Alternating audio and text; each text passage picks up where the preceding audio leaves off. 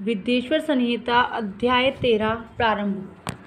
सदाचार, शौचाचार, स्नान, भस्म धारण, संध्या वंदन, प्रणव जप, गायत्री जप, दान, न्यायतः धनोपार्जन तथा अग्निहोत्र आदि की विधि एवं महिमा का वर्णन। ऋषियों ने कहा, सूत जी, अब आप शीघ्र ही हमें वह सदाचार सुनाइए जिससे विद्वान पुरुष पुण्य लोकों पर विजय पाता है, स्वर्ग प्रदान करने वाले धर्म में आचार तथा नरक का कष्ट देने वाले अधर्म में आचारों का भी वर्णन कीजिए। सूत जी बोले, सदाचार का पालन करने वाला विद्वान ब्राह्मण ही वास्तव में ब्राह्मण नाम धारण करने का अधिकारी है, जो केवल वेदों तक आचार का पालन करने वाला एवं वेद का अभ्यासी है, उस ब्राह्मण की विप्र संज्ञा होती है। सदाचार, वेदाचार तथा विद्या, इनमें से एक एक गुण से ही युक्त होने पर उसे द्विज कहते हैं, जिसमें स्वल्प मात्रा में ही आचार का पालन देखा जाता है, जिसने वेदाध्ययन भी बहुत कम किया है तथा जो राजा का सेवक है उसे क्षत्रिय ब्राह्मण कहते हैं। जो ब्राह्मण कृषि तथा वाणिज्य कर्म करने वाला है और कुछ कुछ ब्राह्मणोचित आचार का भी पालन करता है, वह वैश्य ब्राह्मण है।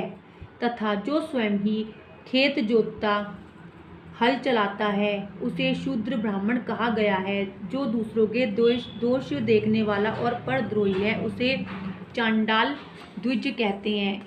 इसी तरह क्षत्रियों में भी जो पृथ्वी का पालन करता है वह राजा है। दूसरे लोग राजत्वहीन क्षत्रिय माने गए हैं। वैश्यों में भी जो धान्य आदि वस्तुओं का क्रय विक्रय करता है वह वैश्य कहलाता है। दूसरों को वणिक कहते हैं। जो ब्राह्मणों, क्षत्रियों तथा वैश्यों की सेवा में लगा रहता है वही वास्तव में शूद्र कहलाता है। जो शूद्र हल जोतने का काम करता है उसे वृषल समझना चाहिए। सेवा, शिल्प और कर्षण से भिन्न वृत्ति का आश्रय लेने वाले शूद्र दस्तु कहलाते हैं। इन सभी वर्णों के मनुष्यों को चाहिए कि वे ब्रह्म मुहूर्त में उठकर पूर्वाभिमुख हो, सबसे पहले देवताओं का, फिर धर्म का, अर्थ का, उसकी प्राप्ति के लिए उठाए जाने वाले क्लेशों का तथा आय और व्यय का भी चिंतन करें। रात के पिछले पहर को उष काल जानना चाहिए।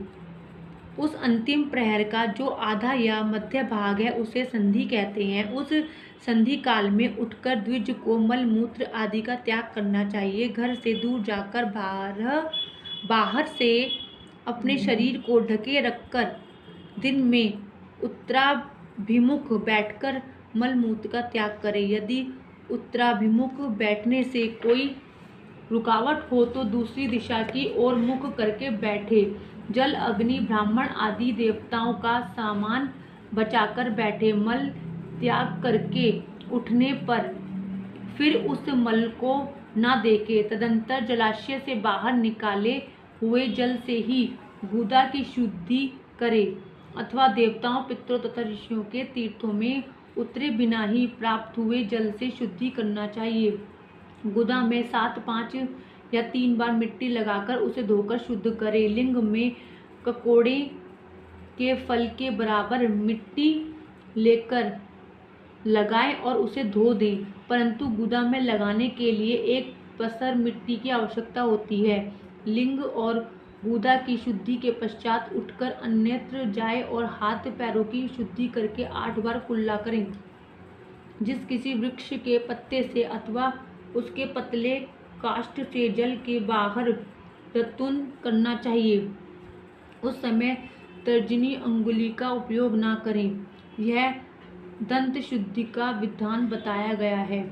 तदंतर जल संबंधी देवताओं को नमस्कार करके मंत्र पाठ करते हुए जलाशय में स्नान करें। यदि कंठ तक या कमर तक पानी में खड़े होने की शक्ति ना हो तो घुटने तक जल में खड़ा हो।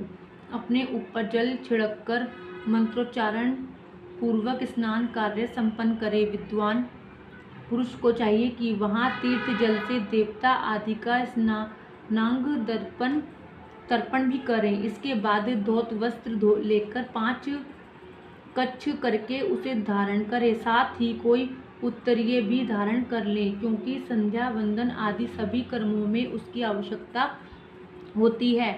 नदी आदि तीर्थों में स्नान करने पर स्नान संबंधी उतारे हुए वस्त्र को वहां ना धोएं। स्नान के पश्चात विद्वान पुरुष भीगे हुए उस वस्त्र को बावड़ी में, कुएं के पास अथवा घर अंतिम आदि में ले जाएं और वहां पत्थर पर, लकड़ी आदि पर, जल में या स्थल में अच्छी तरह धोकर उस वस्त्र को निचोड़ें।